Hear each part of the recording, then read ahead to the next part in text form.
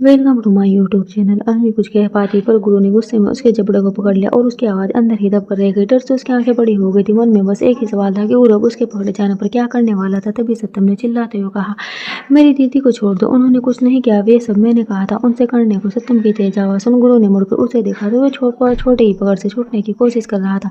गुरु ने उसे देखते हुए झटके के साथ अनवी को छोड़ दिया और फिर सत्यम की तरफ बढ़ गया। वहीं गुरु को सत्यम की तरफ बढ़ता देख अनवी के चेहरे पर डर साफ चला गया था। वो जल्दी से गुरु के पीछे गई और उसने उसका हाथ पकड़ते हुए कहा, नहीं प्लीज, इसमें उसका कोई दोष नहीं, बच्चा है वो यहाँ से जाने का प्लान मेरा था। सत्यम का कोई दोष नहीं है, वो जो सजा देनी है मुझे दीजिए, इसे जाने दीजिए। इधर अनवी गुरु से अपनी बात कह ही पाई थी कि अचानक से ध्रुव ने गुरु पर पीछे से हमला कर दिया। अनवी ने ये देख गुरु का हाथ छोड़ दिया और चीख उठी। वहीं गुरु को ध्रुव की उसकी पीठ में पंच मारने से ऐसा कोई खास फर्क नहीं पड़ता, गुस्सा वो जरूर उसका हाई लेवल पर पहुंच गया था। वो गुस्से में मुड़ा तो ध्रुव डर कर पीछे हट गया। ध्रुव जानता था कि वे गुरु के सामने नहीं टिक सकता था। वो एक लंबा और ठीक ठाक कद का ठीक आदमी था और वहीं गुरु उससे कई गुना ज्यादा ताकतवर।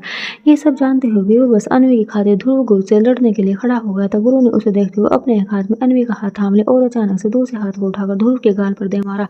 ध्रुव खुद को संभाल पाता उससे पहले गुरु ने उस पर अपने एक हाथ से ही मारना शुरू कर दिया। वो उसे मारे जा रहा था और अपने दूसरे हाथ से अनवी को अपने साथ ही घसीटे जा रहा था।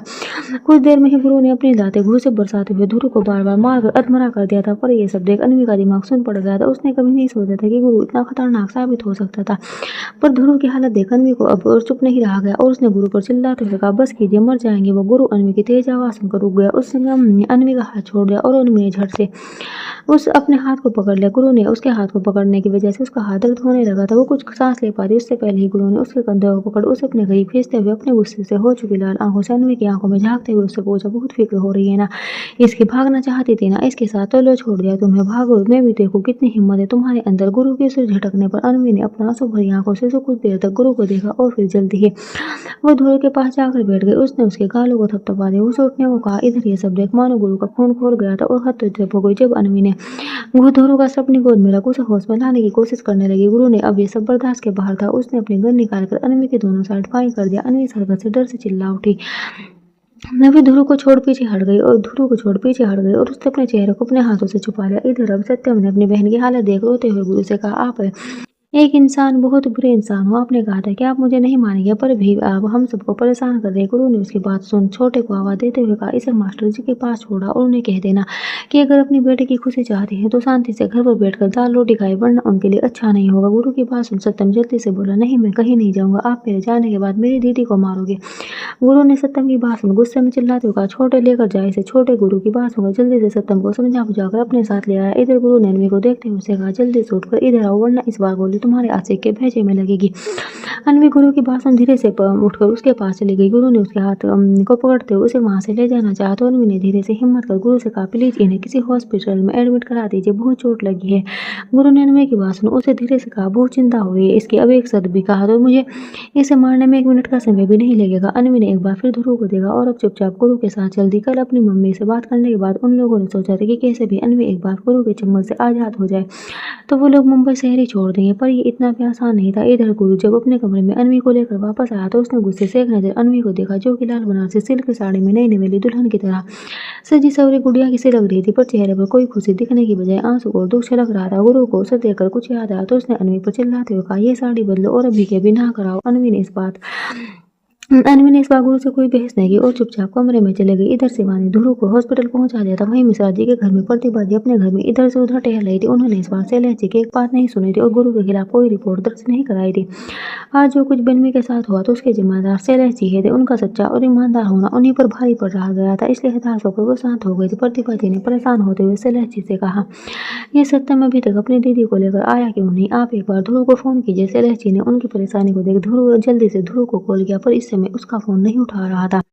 जब कई बार कॉल करने पर भी ध्रुव ने फोन नहीं उठाया तो प्रतिभा जी अब और अधिक परेशान हो गई। इस बार उन्हें सत्यम की फिक्र ज्यादा होने लगी थी। वो भी इतना समझदार नहीं था, पर फिर भी उस राक्षस के चंगुल से अपनी बहन को छुड़ाने चला गया था। मम्मी प्रतिभा जी को अपने पीछे से सत्यम की आवाज सुनाई दी। वो मुड़ी तो घर के मेन डोर पर सत्यम खड़ा था। इधर अनवी एक बार फिर नहाकर कमरे में आई तो गुरु वहां पर नहीं था। ये देख अनवी को कुछ राहत मिली। उसने जल्दी से कमरे को अंदर से बंद कर लिया और अपना सिर डोर से टिकाकर अपनी आंखें बंद कर ली। आज जो कुछ भी हुआ वो सब सोचकर अनवी रुआंसी हो गई। अभी कुछ देर पहले उसे रोए हुए बेताते कि तभी अचानक से किसी ने उसे पीछे से अपनी बाहों में भर लिया। अन्वी डर से सक पुकारी पर अगले ही पल वो शांत हो गई जब उसने गुरु की आवाज़ को सुना। गुरु ने अन्वी को अपनी बाहों में भर उसके कान पर किस करते हुए कहा, मुझे अच्छा नहीं लगा, बिल्कुल पसंद नहीं आया तुम्हारा इस तरह से किसी और के लिए फ़िक्र करना। क्या क्यों तुमने उसे गले लगाया? क्यों उसका हाथ पकड़ा? क्यों उसे छुआ? क्या बहुत प्यार कर देती हो उससे? मैं इतना बुरा हूँ? अन्वी गुरु की छुआ से और और अचानक से उसकी आवाज़ में आई नरमी से बेसह रही थी। गुरु ने उसे पीछे से पूरी तरह खुद में समा लिया और सबसे अजीब बात उसके लिए ये थी कि उसे गुरु के और उसे छूने पर इस बार भी कुछ अलग ही एहसास हो रहा था। फिर जब उसके होठों ने उसके कान के नाजुक हिस्से को छुआ तो अन्वी का दिल एक पल के लिए थम-सा गया। उसे होश आया जब गुरु ने उससे सवाल किया। उसने अपनी आँखें खोल रोते हुए उससे कहा, आप गलत समझ रहे हैं मुझे। मैंने उन्हें गले नहीं लगाया था। गुरु ने उसे और कसकर अपनी बाहों में कसते हुए कहा, तुम्हें पता है सबसे ज़्यादा नफ़रत है मुझे झूठ से और झूठ बोलने वालों से। मैं कल रात ही समझ गया था कि तुम और तुम्हारा परिवार क्या खिचड़ी पका रहा था। अन्वी अब गुरु की बातों वो सुन शांत हो गई। गुरु ने उसके हाथों को छोड़ अब उसकी कमर को पकड़ते हुए उसके कान में धीरे से कहा, मेरी बीवी हो तो मुझे बर्दाश्त नहीं कि तुम किसी और के बारे में सोचो। भूल जाओ अपने प्यार को। अन्वी उसकी बात सुन और उसकी आवाज़ में हुए बदलाव से समझ गई थी गुरु ने उससे मीटिंग की हुई थी। पर फिर भी पता नहीं क्यों उसने गुरु को अपनी सफाई देनी चाहिए। उसने धीरे से गुरु से कहा, आप गलत है। आपका धुरु जी को मेरा आपसे कहना बिल्कुल गलत था। वो मेरे सीनियर थे स्कूल में, यही वजह है कि मैं उन्हें रिस्पेक्ट देकर बात करती हूँ। और रही उनसे प्यार से बात करने की तो यहाँ पर भी आप मुझे गलत समझ रहे हैं। गुरु ने अन्वी की बात सुन उसे अपनी तरफ घुमाया और फिर उसके चेहरे को अपने हाथों में लेते हुए उससे कहा, मैं कुछ नहीं जानता तुम पर, तुम्हें छूने का, तुम्हें गले लगाने का हक सिर्फ मुझे है। अगर कोई तुम्हें नजर उठाकर देखेगा भी तो मैं उसकी आंखें नोच लूंगा। अन्वी गुरु कैसे बहकी हुई बातों को सुनकर डर गई। उसने हिम्मत कर धीरे से गुरु से कहा, यह गलत है आपका इस तरह से ये सब पर गुस्सा करना, गन जलाना, मारपीट करना डराता है मुझे। गुरु ने उसकी बात सुनकर उसे एक नज़र देखा और उसने झूठे हुए अन्वी के गाल पर किस करते हुए कहा, मैं क्या करूँ, मैं ऐसा ही हूँ, तुम सच कहते हो, मैं बहुत बुरा हूँ। आज मैंने तुम्हें बहुत रुलाया। क्या तुम मुझे क्या तुम मुझे नहीं अपना सकती? क्या तुम मुझे छोड़कर चली जाओगी? अन्वी गुरु की बातों को सुन अपनी नज़र उठाकर उसकी आंखों में देखने लगी तो उसे गुरु की आंखों में इस समय एक अलग ही खालीपन नजर आ रहा था। गुरु ने एक बार फिर अन्वी को देखा और एक बार फिर उसे पूछा, कहो ना, मुझे छोड़कर जाना चाहती हो? अन्वी के चेहरे पर उसकी बातों को सुन कई भाव आकर गुजर गए और जब उसने गुरु से कुछ कहना चाहा कि तभी गुरु ने झुककर उसके होठों पर अपने होठ रख दिए। गुरु ने उसके नरम होठों को अपने होठों से छू लिया, उसे किस कर दिया था। इधर सिवा गुरु के कमरे के बाहर खड़ा ये सोच में था कि वे दरवाजे खटखटाए या नहीं। गुरु के दिल में नशा करने पर वो थोड़ा परेशान हो गया था। उसे अन्वी की फिक्र हो रही थी कि कहीं गुरु अपने गुस्से में उसे कुछ कर ना दे। सिवा जानता था कि गुरु गुस्से में पागल होकर कुछ भी कर जाता था और अन्वी भी अभी इस बात से बिल्कुल बेखबर थी कि गुरु को शांत करना बहुत मुश्किल था। वहीं कमरे में गुरु ने जैसे ही अन्वी के नरम होठों को अपने सख्त होठों से छुआ तो अन्वी का दिल एक धक्की आवाज के साथ थम-सा गया। ये पहली बार था जब किसी मर्द ने उसके कोरे होठों को छुआ था जिसके कारण वे अपनी जगह पर जड़ हो गई। और जैसे ही गुरु उससे दूर हुआ अन्वी ने अपने थमे हुए सांसों को छोड़ एक गहरी सांस ली कि तभी गुरु ने उसके चेहरे को अपने हाथों में लिया और झुककर अन्वी के माथे को चूमते हुए कहा, तुम बहुत खूबसूरत हो बीवी। अन्वी ने कुछ नहीं कहा बल्कि उसने उसने उसकी बात को सुनकर अपनी आंखें बंद कर ली क्योंकि गुरु के होठों के प्यार भरे स्पर्श से उसकी धड़कनें बढ़ चुकी थी। वहीं गुरु पर इस समय मधुसी छाई हुई थी और उसने अन्वी को अपने इतना करीब देख उसकी सांसों में अब बेकरारी बढ़ने लगी थी। बेकरारी उसे अपनी बाहों में कसने की, उसे अपने प्यार में रखने की। गुरु ने अब अपने एहसासों के चलते अन्वी को अपने ओर करीब करते हुए उसके गालों को बारी-बारी से चूम लिया जिसकी वजह से अन्वी ने उसके हाथों पर अपने हाथ रख दिए जो कि उसके चेहरे को थामे हुए थे। अन्वी के गालों को चूमने के बाद एक बार फिर गुरु ने अन्वी के होठों को छुआ पर इस बार वे अपने वह उसे जल्दी से अलग नहीं हुआ। उसने अन्वी के निचले होठ को अपने होठों से दबाते हुए किस करना शुरू कर दिया। थोड़ी देर में गुरु अब अन्वी को पेशेंटली किस करने लगा था।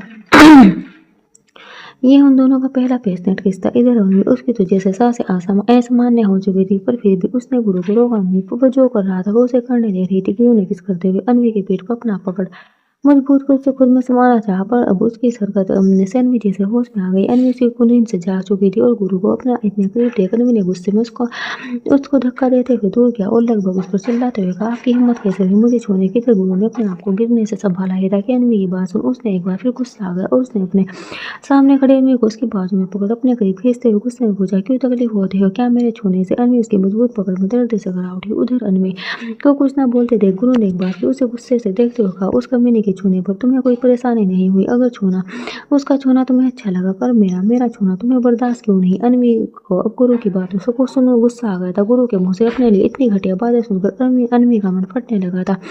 उसकी आंखों से आंसू झलक आए। गुस्से में उसने एक बार फिर गुरु को अपनी पूरी ताकत के साथ धक्का दिया और फिर दरवाजे को खोल वो वहां से रोते हुए निकल गई। इधर बाहर सेवा जैसे ही नीचे जाने को हुआ पर डोर खोलने की आवाज़ में वो रुक गया, लेकिन जब उसने अनवी को वहाँ से रोते हुए बाथरूम की तरफ जाते देखा तो वो जल्दी से कमरे के अंदर चला गया। कमरे में गुरु सोफे पर अपना सिर टिका कर बैठा हुआ था कि शिवा ने उसे झंझोड़ते हुए पूछा, क्या हुआ, क्या किया तूने उस लड़की के साथ? गुरु ने उसकी बात सुन हंसते हुए कहा, मुझे प्यार होगा भाई। गुरु ठीक से बैठ गया और उसने शिवा से कहा, पर वो मुझसे प्यार नहीं करती, मुझसे नफरत करती है। भाई मैं इतना बुरा हूँ क्या? शिवा ने गुरु को उठाया और अपने साथ बाहर ले जाते हुए कहा, नहीं तू तो यारों का यार है यार, पर तुझे मैंने कहा था ना कि ये शादी और प्यार से हम जैसे लोगों के लिए ठीक नहीं है। चल नीचे चलते हैं। गुरु ने नाम में सिर हुए कहा, नहीं आज मैं उसे बताकर ही मानूंगा कि मेरा प्यार कोई झूठा नहीं है। मैं बंदा गलत हूँ, पर जो उसके लिए महसूस करता हूँ वो सारे एहसास सच्चे हैं। पर शिवा ने गुरु की बात सुनकर भी उसकी एक ना मानी और उसे जबरदस्ती अपने साथ ले गया। इधर बाथरूम में अनवी लगा तो रोते हुए अपना चेहरा धोए जा रही थी। उसे समझ नहीं आ रहा था कि उसने गुरु को रोका क्यों नहीं, क्यों उसे खुद को किस करने दिया और क्यों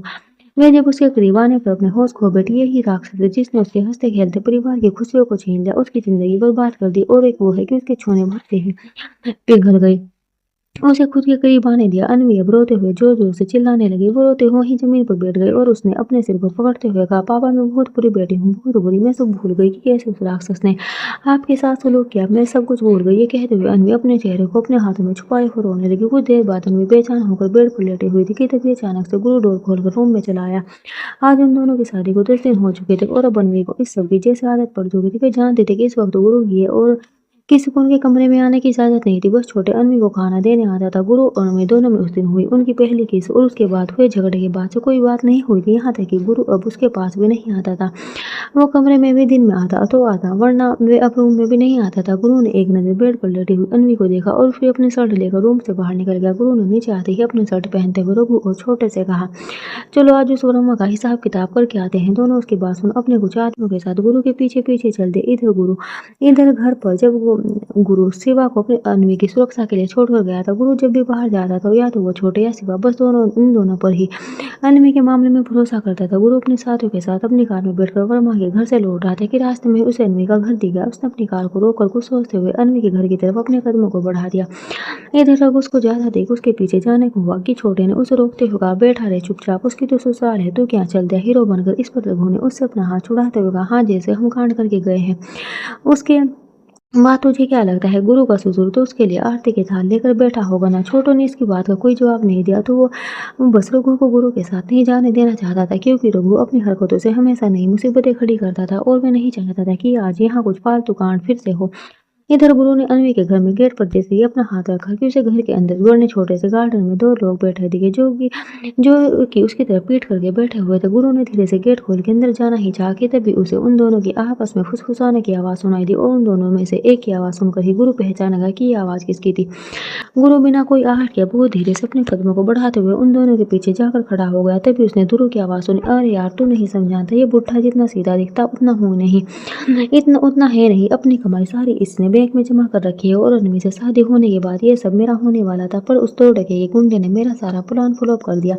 ध्रुव की बात सुन उसके साथ बैठे उसके दोस्त ने कहा, तू तो साले बहुत बड़ा वाला निकला। मैं तो समझा था कि तू सच में अनवी के प्यार में पागल है। ध्रुव ने उसे देख हंसते हुए कहा, नहीं यार वो तो पूरी वाइफ मटेरियल थी, मेरे टाइप की बिल्कुल नहीं थी। इतनी खामोश रहती थी कि मुझे उससे चिढ़ हो गई थी। हमारी एंगेजमेंट के बाद मैंने उसे मूवी डेट पर चलने को कहा तो क्या बोले, नहीं ध्रुव जी पापा को ये सब अच्छा नहीं लगता। ओ गॉड, आज के ज़माने में कहाँ मिलती है ऐसी लड़कियाँ, अपना हाथ तक नहीं छूने देती थी। मैं अच्छे से जानता था कि उसे मुझसे प्यार ही नहीं था ना, पर मुझे उससे क्या, मुझे तो उसकी खूबसूरती से प्यार था और उसके बाप के पैसों से तो बस सोच लिया था कि शादी करके मज़े करूँगा उसके साथ और उसके बाप के पैसों से अपना खुद का बिजनेस स्टार्ट करूँगा। मज़े की लाइफ सोच रखी थी, पर सब खराब होगा। वहीं उन दोनों से कुछ दूरी पर उनके पीछे खड़े गुरु ने ध्रुव की कही हुई बातें सुनी तो वो गुस्से से लाल हो गया। उसे लगा था कि ध्रुव वहाँ शायद अनवी को उसी कैद से छुड़ाने के लिए कोई नया प्लान बना रहे, पर यहाँ तो पूरी कहानी अलग थी।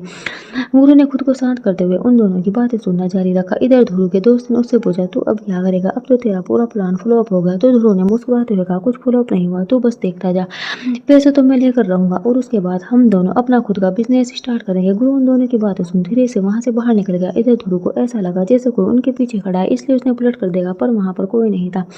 ध्रुव ने अपना सिर हिला दिया। वहीं घर से शैलेश जी बाहर निकल कर आए और ध्रुव को पैसे देते हुए उन्होंने पूछा, ध्रुव तुम हमारी वकील साहब से बात करवा दो, हम जल्द से जल्द अपनी अनवी को उस गुंडे की कैद से आज़ाद करवाना चाहते हैं। ध्रुव ने पैसे लेते हुए उनसे कहा, आप परेशान मत होइए सर, मैं कल ही आपको वकील से मिलवा दूंगा, पर केस शुरू होने के पहले वे एडवांस में अपनी फीस मांग रहे हैं तो वो तो हमें देनी पड़ेगी ना। शैलेश जी ने लाचारी में से हाँ में सिर हिला दिया। अच्छा सर, फिर मैं कल आता हूँ, ये कहते हुए ध्रुव और उसका दोस्त वहां से चला गया। इधर प्रतिभा जी बाहर निकलकर शैलेश जी के पास आते हुए बोली, क्या कहा ध्रुव ने? शैलेश जी ने उन्हें बताया यही कि वो कल हमें वकील साहब के पास ले जाएगा। प्रतिभा जी ने अपने आंसू के बहाने से रोकते हुए कहा, आप जल्दी कीजिए और हमारी बच्ची को हमारे पास वापस ले आइए, वरना वो गुंडा मेरी फूल सी बच्ची को नोच खाएगा। इधर गुरु घर के बाहर बनी दीवार के सहारे लगकर खड़ा हुआ था, उन दोनों की सारी बातें सुन रहा था। वो इस समय जहाँ आया था क्योंकि उसे अनवरी का आईडी प्रूफ चाहिए था, जो उनके मैरिज रजिस्ट्रेशन के लिए यहाँ आकर, तो उसे आज ही अलग ही बातें पता चली थी। गुरु प्रतिभा जी को देख मुस्कुराया और उसने अपने आप से कहा, बेबी तुमने रोने की ट्रेनिंग सासू माँ से ली है। वो वहां से निकलकर अपनी कार के पास आया ही था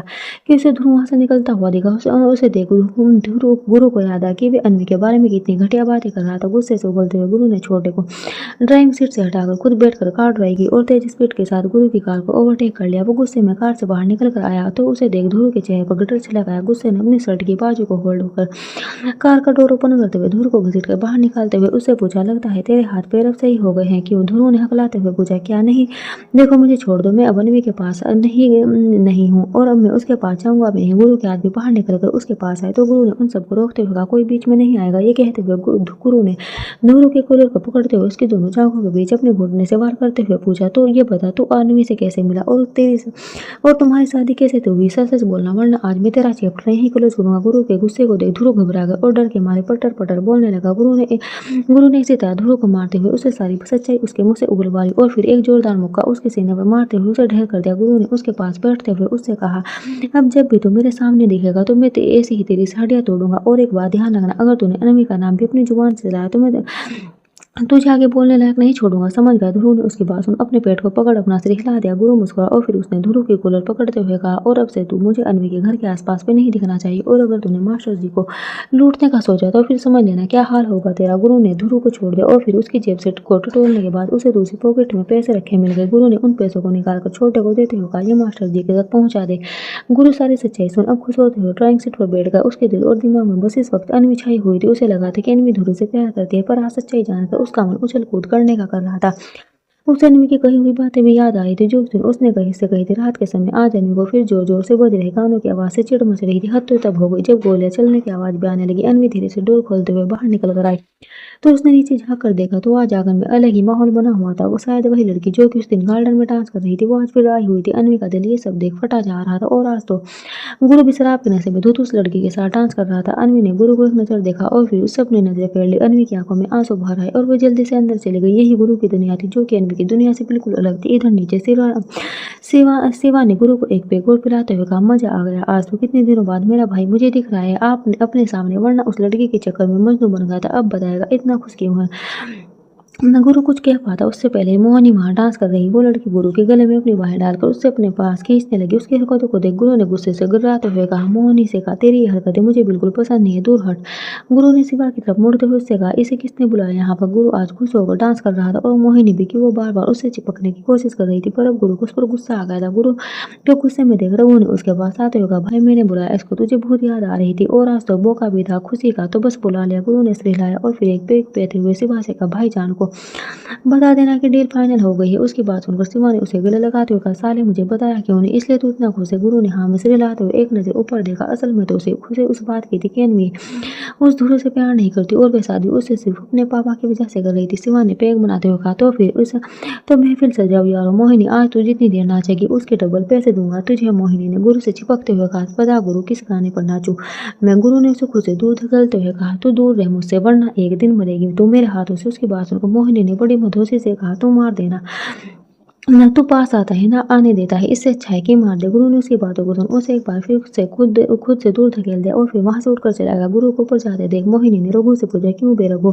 तू बता क्या कमी है मुझमें? रघु ने अपना बैग पीते हुए कहा, अरे तुझमें क्या कमी हो सकती है मेरी जान? मोहिनी ने अभी भी सीढ़ियों की तरफ देखते हुए कहा, तो ये गुरु भाव क्यों नहीं देता मेरे को? रघु ने हंसते हुए उससे कहा, उसने तुझे क्या तेरी गली की किसी लड़की को भाव नहीं दिया और अब तक वो और भी भाव नहीं देने वाला, क्योंकि उसके साथ रघु आगू कुछ कह पाता उससे पहले शिवा ने उसके हाथ को पकड़कर दबाते हुए कहा, मोहिनी तुझसे डांस नहीं हो रहा, तो निकल यहाँ से, तेरा पैसा भिजवा देगा मैं। मोहिनी वहाँ से जाती है। शिवा ने रघु पर चिल्लाते हुए कहा, अगर भाभी उस मोहिनी को गुरु की शादी की बात पता चल जाती ना, तो ये बात भाईजान तक पहुंच जाती। आगे से कुछ भी बोलने से पहले सोच लिया कर। और इतनी क्यों पी ली? जब होश ही नहीं, चलो अब सब अपने अपने कमरे में जाओ। इधर गुरु ने अपने कमरे का डोर नॉक किया तो कुछ देर बाद अनवी ने डोर खोल दिया और जल्दी से वो गुरु के पास से हटकर दूर जाकर खड़ी हो गई। गुरु अंदर आया, उसने डोर लॉक करते हुए अनवी को एक नजर देखा और फिर मुस्कुरा दिया।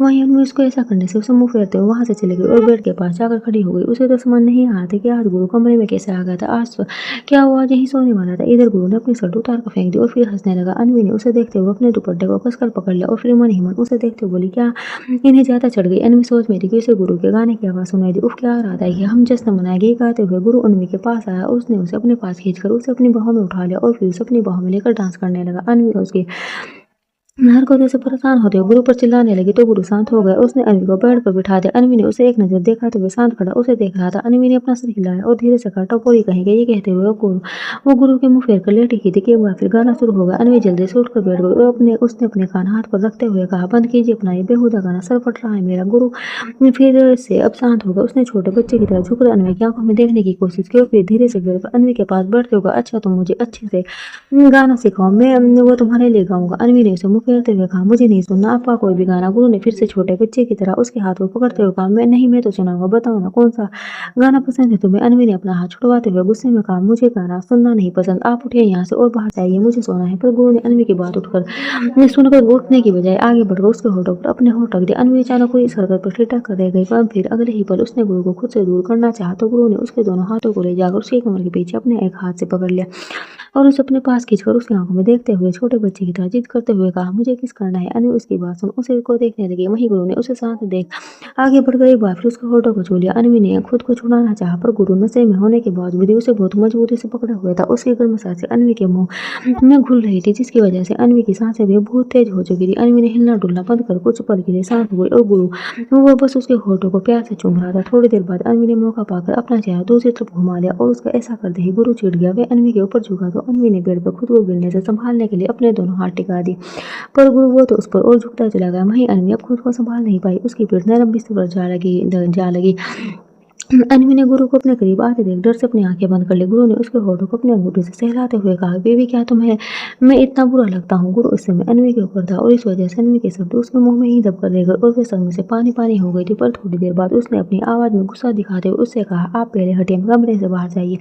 गुरु ने अनवी की बात सुन उससे पूछा, क्यों, मैं क्यों बाहर जाऊँ? तो अनवी ने उससे चिढ़ते हुआ, क्यों बाहर नहीं जाएंगे? वो लड़की आपकी महबूबा जो नीचे आई है वो आपका इंतजार कर रही होगी। अनवी आज गुस्से से गुरु से गुस्सा थी। वैसे तो वे रोज उस पर गुस्सा रहती थी पर आज गुस्सा अलग था। वह जाने अनजाने में ही सही पर गुरु पर एक बीवी की तरह हक से उस पर गुस्सा ही थी। वो भी उसकी हरकतों को देखकर उसका उसी लड़की के साथ डांस करना और फिर वही गाना अनवी के सामने गाना अनवी को बहुत गुस्सा दिला रहा था और ना चाहते हुए भी अनवी ने अपना गुस्सा गुरु पर जाहिर कर ही दिया था। वो भूल गई कि गुरु ने आज एक बार फिर अपनी मर्जी की उसे किस किया क्योंकि अभी उस पर गुस्सा ज्यादा हावी था। तो वो ये बात भूल ही गई कि उसे गुरु ने अपना गुस्सा दिखा रही है। इधर गुरु ने अनवी की बात को सुन उससे पूछा, किस लड़की की बात कर रही हो तुम? इस पर अनवी ने अपना चेहरा दूसरी तरफ करते हुए कहा, वही जिसके साथ आप नीचे। अनवी ये कहते हुए शांत हो गई। वहीं गुरु उसकी बात सुनकर एक पल के लिए अनवी को देखने लगा पर फिर वे समझ गया कि अनवी किस बारे में बात करी। गुरु अनवी के ऊपर से उठ गया और अपनी जगह पर लेट गया। उसने अनवी को पकड़ कर अपने करीब खींच लिया और फिर उसके बालों की लुट को उसके कान के पीछे करते हुए कहा, उस लड़की से मेरा कोई लेना देना नहीं है। मैं सिर्फ एक लड़की को जानता हूँ और वो तुम हो मेरी महबूबा। अनवी गुरु की बात सुन उसे देखने लगी। तभी उसे होश आया कि वो क्या बोले जा रही।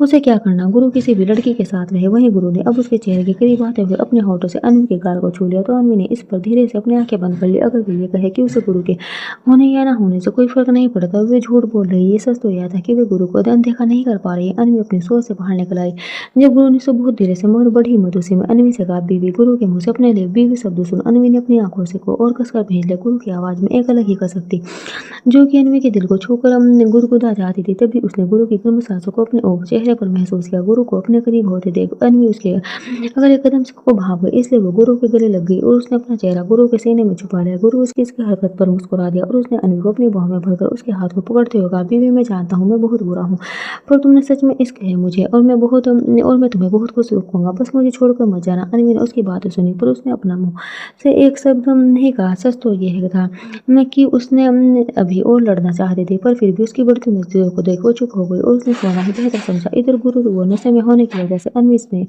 कि कुछ ना कहने पर भी उससे बातें किए जा रहा था। सुबह के समय अन्वी की आँख सबसे पहले खुली। उसे ऐसा लग रहा था कि उसने धीरे से आँखें खोलते उठने की कोशिश की तो उसे अपने ऊपर अपनी कमर पर किसी भारी भरकम हाथ महसूस हुआ। अन्वी ने अब ठीक से आँखें खोलते हुए देखा तो उस समय गुरु के सीने पर सर रख कर सो रही थी। अन्वी खुद को इस तरह से गुरु के करीब देख घबरा गई। उसे कल रात की बातें याद आ गई। ये क्या हो रहा था उसके साथ? वो जितना दूर गुरु से जाना चाहती थी पर उतना ही उसके पास भी आना चाहती थी। क्या वो धीरे-धीरे पागल हो रही थी? अन्वी ने अपनी सोच को रोकते हुए उठना चाहा तो एक बार फिर गुरु के हाथ में उसे रोक दिया। उसने अब गुरु के हाथ को हटा बेड से उठना चाहा तभी गुरु ने उसे लपक कर पकड़ लिया और फिर से अपने साथ लेकर बेड पर गिर गया। अन्वी ने उसकी इस हरकत पर चिढ़ते हुए उससे कहा, अब क्या है, छोड़े मुझे।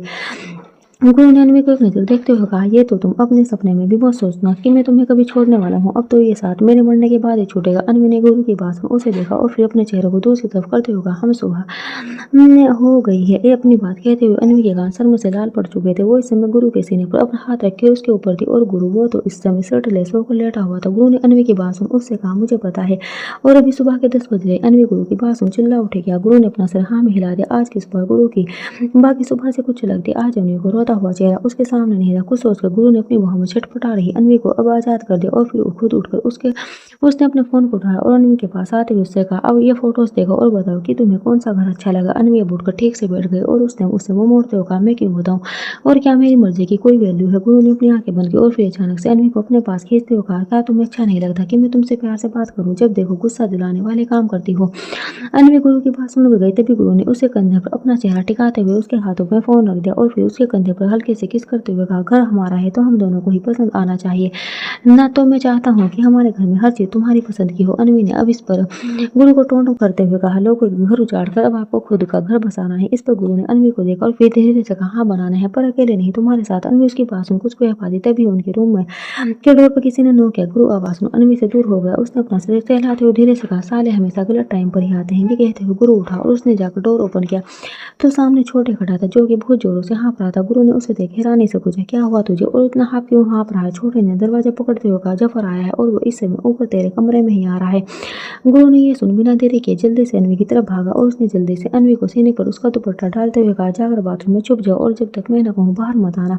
अन्वी हैरानी से उसे देखने लगी और फिर उसने हिम्मत करके उससे पूछा, पर क्यों? गुरु ने उसके हाथ पकड़ते हुए कहा, बाद में बात करेंगे, जल्दी आओ मेरे साथ। अन्वी हैरान थी कि गुरु को देखा आखिर क्या बात क्या थी जो गुरु इतना परेशान हो गया था। इधर गुरु ने जल्दी से अन्वी को ले जाकर बाथरूम में बंद कर दिया और वो अपने रूम में वापस आ गया। गुरु अपने रूम में आकर बालकनी में पुशअप करने लगा था कि तभी वहां जफर आया और उसने एक नजर गुरु पर डाली और फिर अपनी सिगरेट जलाकर वहीं पड़े सोफे पर बैठ गया। गुरु ने उसे एक नजर देखा और उससे पूछा, भोग साले क्यों आया यहाँ? जफर ने उसकी बात सुन गुस्से में उसे घूरा और फिर अपने दांत पीसते हुए कहा, लगता है भाईजान ने तेरी औकात कुछ ज्यादा ही बढ़ा दी है।